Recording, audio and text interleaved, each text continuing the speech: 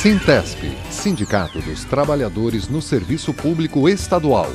Fone 3223-6097. Acesse www.sintesp.org.br.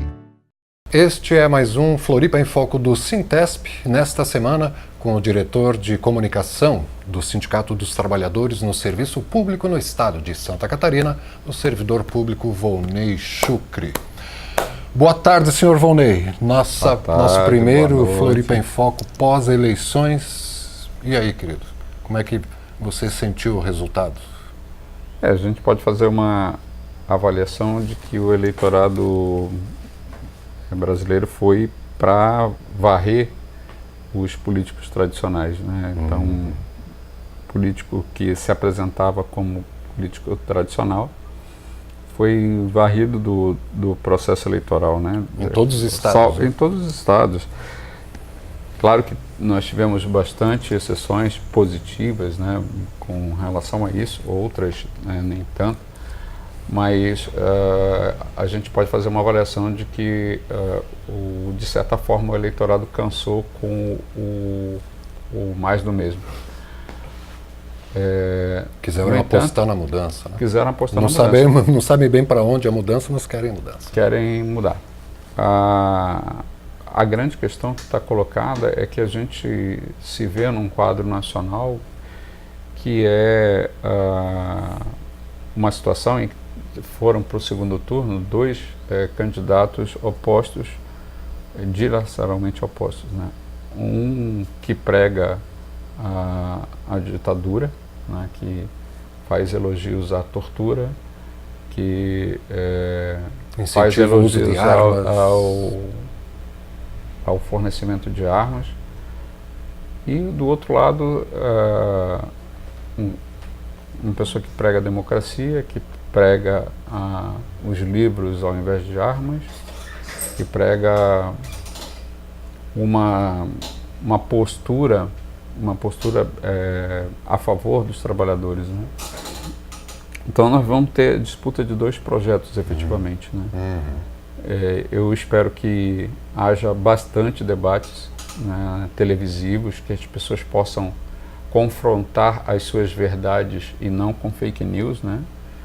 Com muitos fake news que caracterizaram, enormemente as campanhas eleitorais, né? E muita coisa que vai poder ser desmentida quando tiver um debate frente a frente.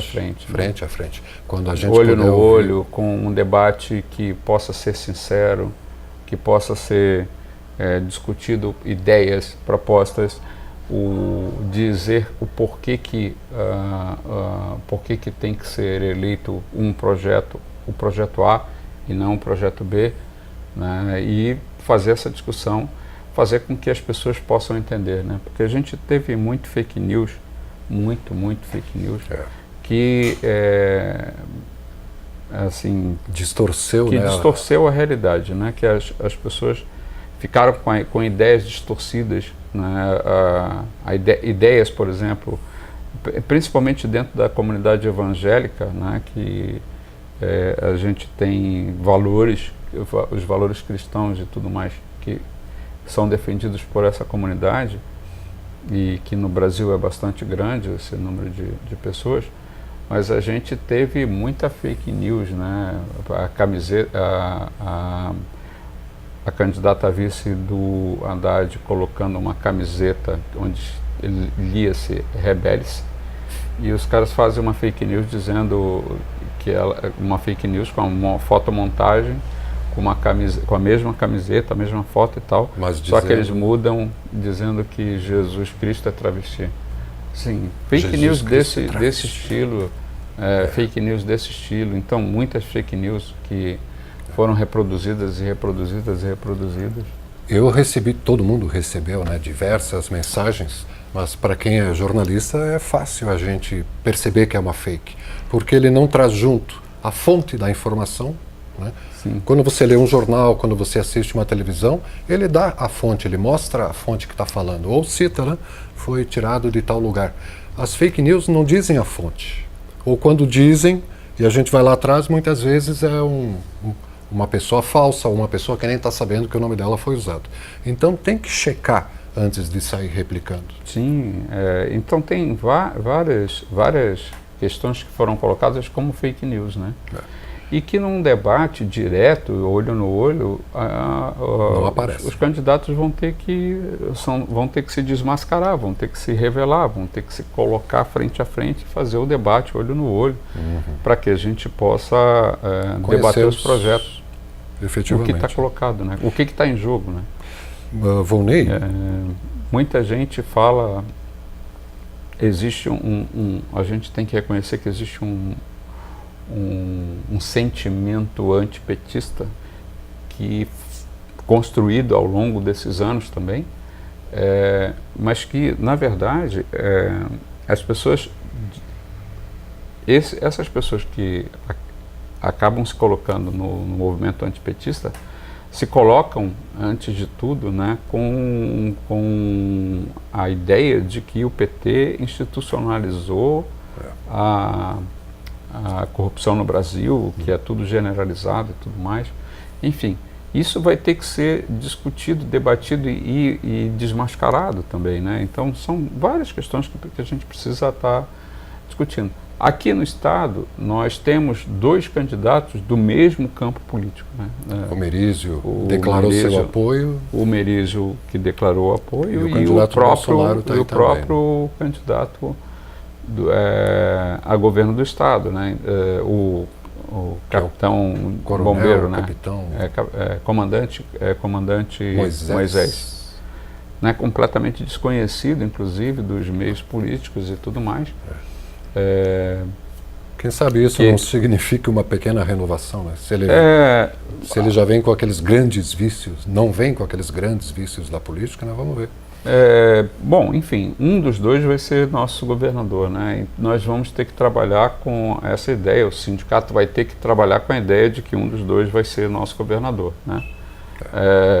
E a gente vai ter que fazer uma avaliação, o nosso congresso, que vai ser em novembro, nós vamos ter que fazer uma avaliação, o congresso do Sintesp, né, do dia 22 ao dia 24 de novembro. Nós vamos ter que fazer uma avaliação do que nos sobrou para discutir dentro da Assembleia Legislativa, dentro do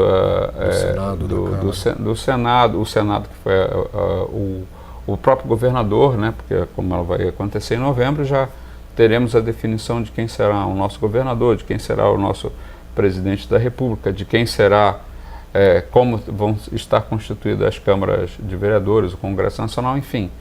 Tudo isso precisa ser avaliado pelos servidores públicos, né? A gente sempre alertou de que a proposta privatizante, em especial para os servidores que trabalham numa situação em autarquias, em fundações que podem ser privatizadas, né, que vão com a proposta ser terceirizadas e tudo mais. Com a decisão do STF ainda ficou ainda pior, porque pode terceirizar tudo, inclusive o serviço público.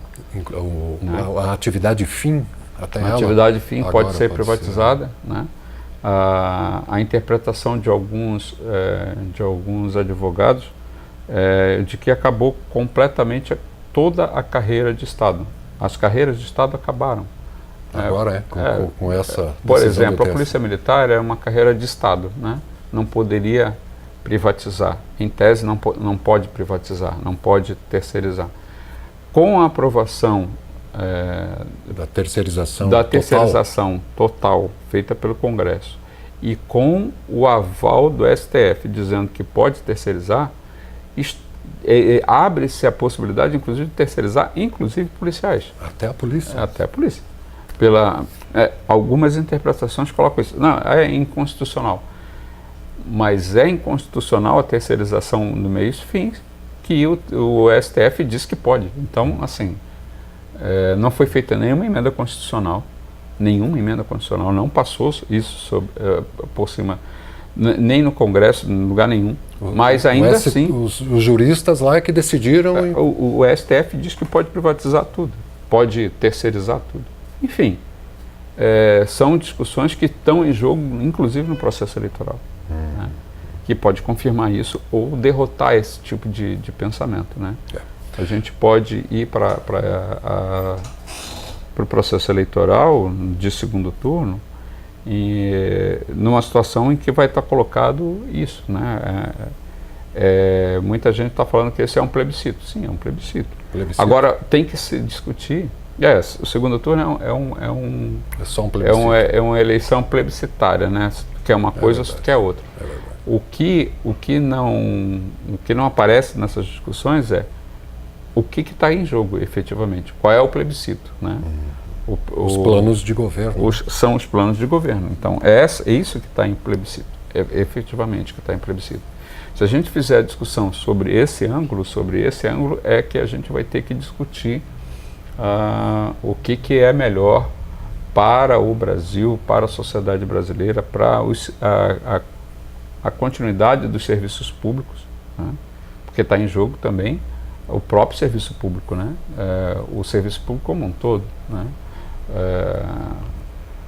Muita gente atacam aos servidores públicos dizendo que servidor público não trabalha. E aí isso está em jogo, inclusive no discurso. No discurso feito, né? De um lado, as pessoas aprovaram a reforma trabalhista. O discurso da reforma trabalhista era para gerar emprego. Que aquilo ali geraria emprego. Flexibilizaria, daria possibilidades e tudo mais para ter emprego, né? Já aconteceu? A gente percebe pelos números de que isso era um engodo, era uma mentira. Não criou nenhum emprego. Um marketing só. Era só um marketing. Mesmo porque a gente sempre fala que o que cria emprego efetivamente é a evolução da economia. E não exatamente se a gente tem mais ou menos direitos, né? Se assim o fosse, os trabalhadores alemães, por exemplo, não trabalhariam, porque eles têm muito mais direitos que nós, trabalhadores do Brasil. E é assim, e lá se cria emprego. Por quê? Porque a economia vai bem. A China, por exemplo, não daria emprego, porque, enfim... Abrindo parênteses, você citou a Alemanha, e uma das informações que circulou bastante foi uma compilação de reportagens de vários jornais alemães, de todas as partes do globo, inclusive, né? Falando da questão do risco na jovem democracia brasileira. Nunca teve um período democrático tão grande, né? 30 anos. E corre risco essa jovem democracia ainda frágil. E me chamou a atenção, acho que foi o El País, aqui da Argentina, que falou que entrevistou um especialista argentino, dizendo que tem a mão dos Estados Unidos nessa eleição. Você concordaria com essa avaliação de que tem um dedo norte-americano apertando aqui? Os Estados Unidos, para conseguir o petróleo da Venezuela? Não digo não só da Venezuela, mas para conseguir o petróleo do Oriente Médio, ele fabrica guerras. Né? São guerras deliberadas. Deliberadas e planejadas. E mais do que isso, mas são guerras quentes. São guerras que tem bombardeio, que tem isso tudo aqui. O Edward Snowden, que era trabalhava na CIA e tudo mais, que é uma especialidade na tecnologia da informação, ele já disse que o Brasil foi vigiado durante muito tempo no governo Dilma.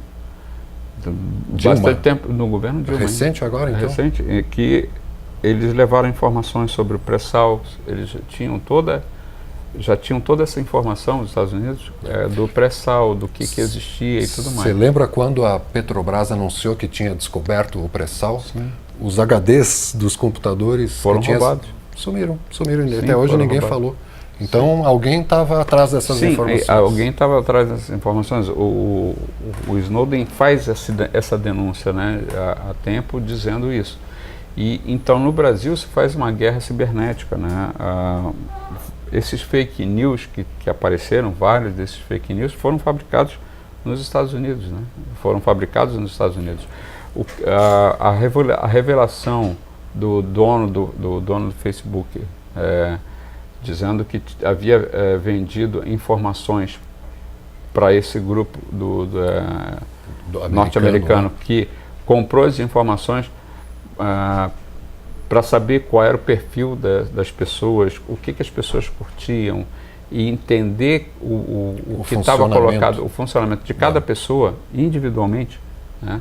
E a partir daí alimentar aquilo que interessava a eles, né? Que era o crescimento da extrema-direita, e saber exatamente o que podia mexer e tudo mais. Bom, o Facebook repreendeu esses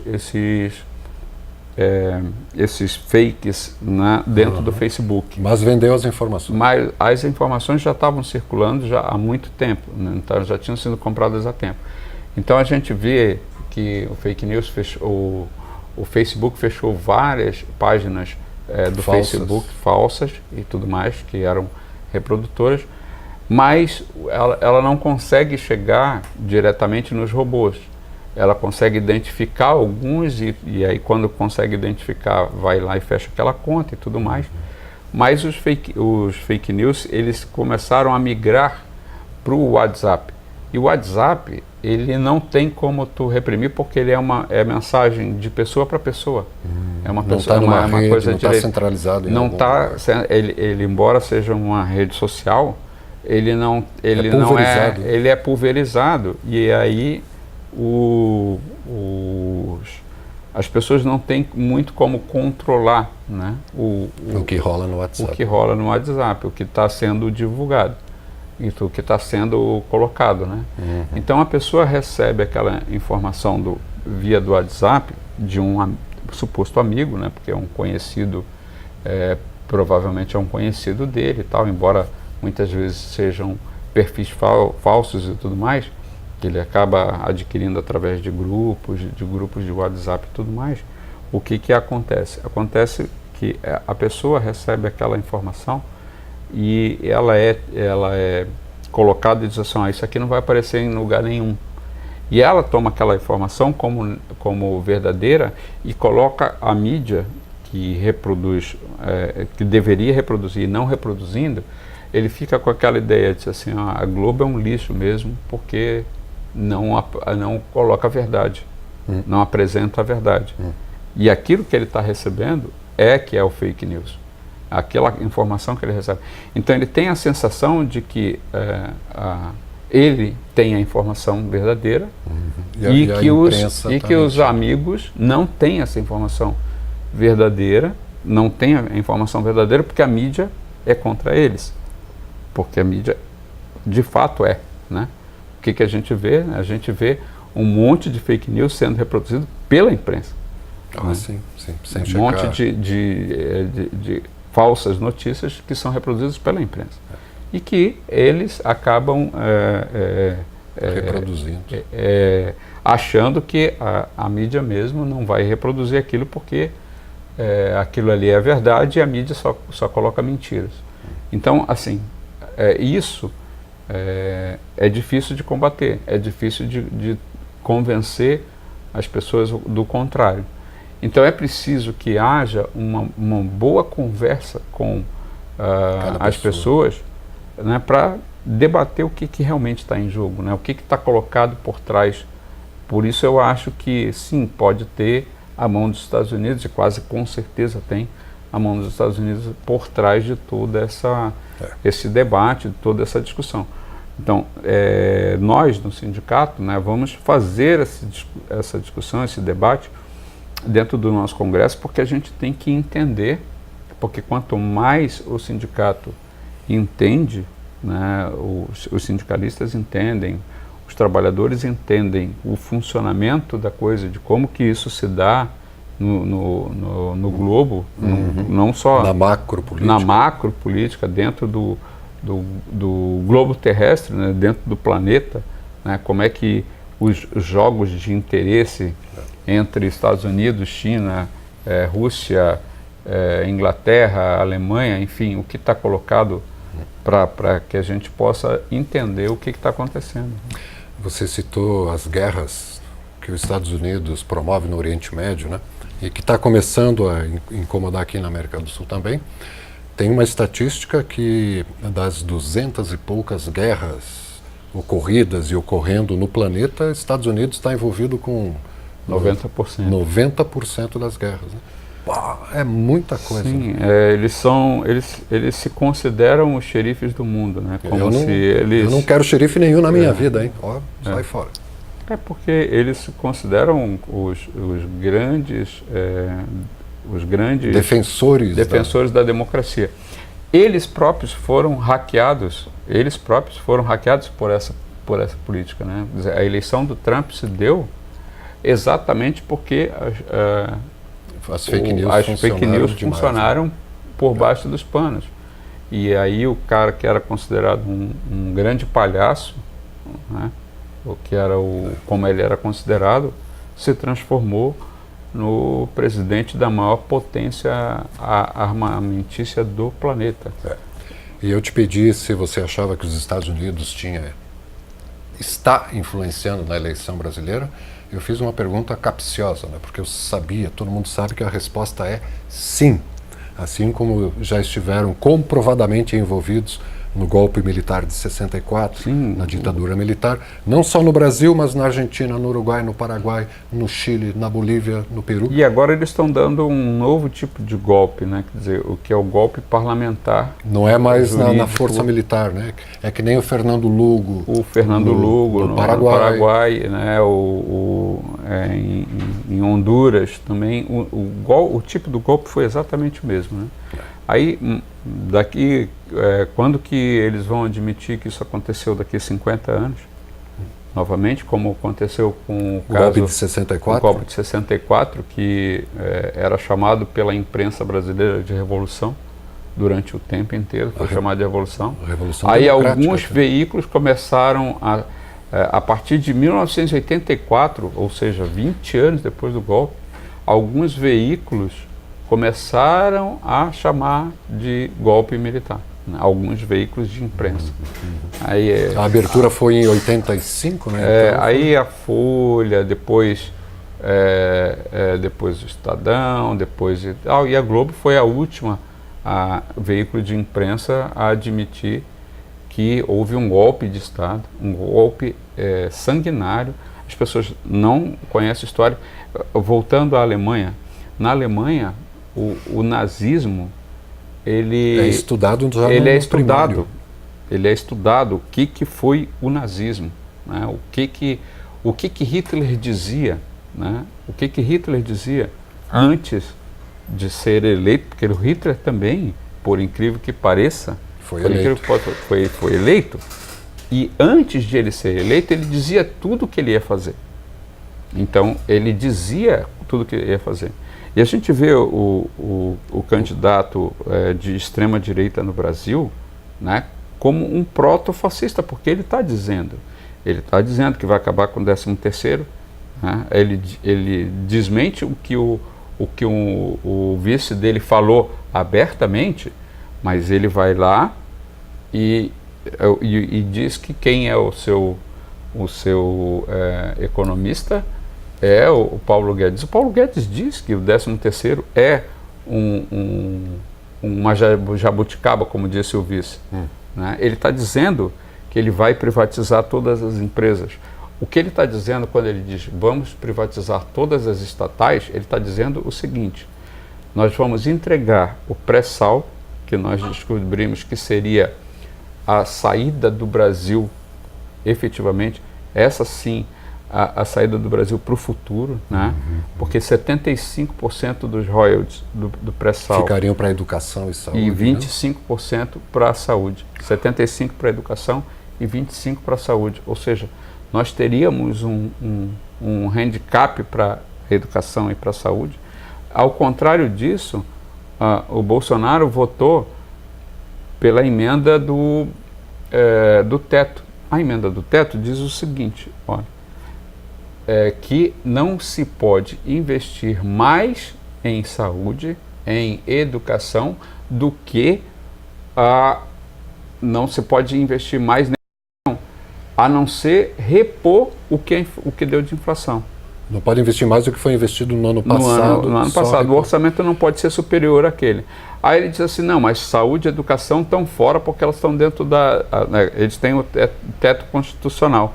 Beleza, então se tu não vai tirar da saúde nem da educação, tu vai ter que tirar da segurança pública, da infraestrutura, para manter da a saúde cultura, da previdência, da ciência. Tudo isso vai ter que ser da ciência e tecnologia.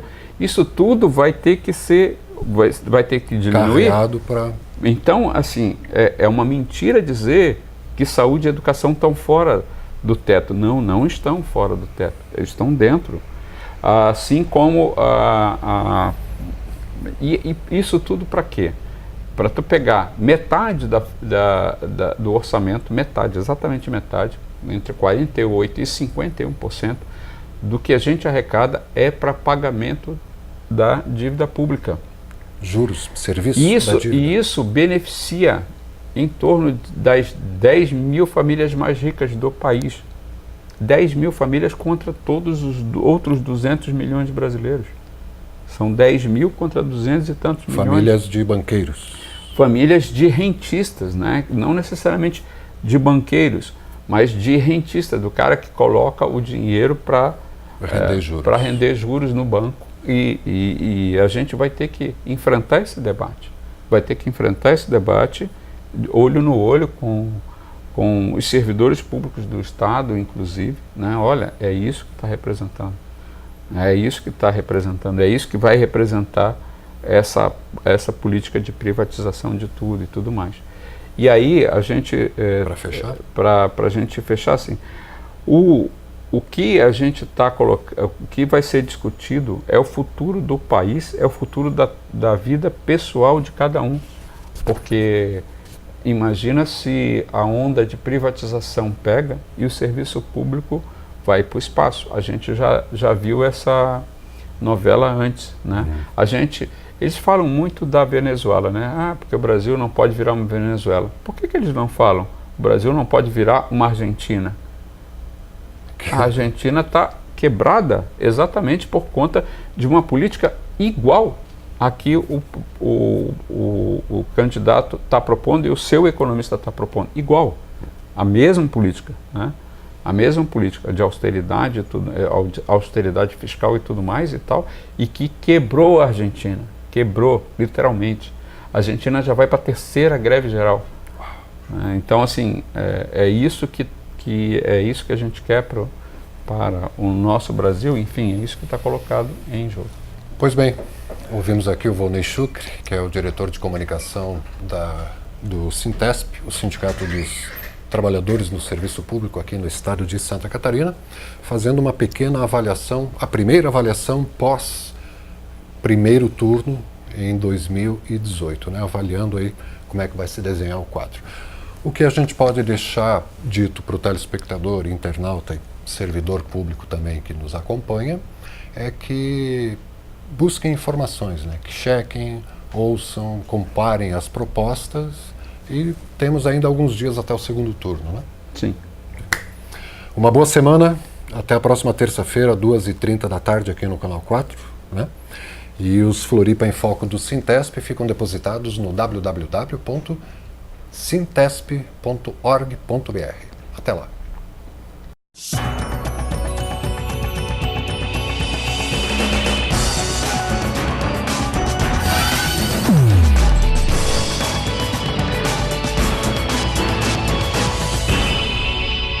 Sintesp, Sindicato dos Trabalhadores no Serviço Público Estadual.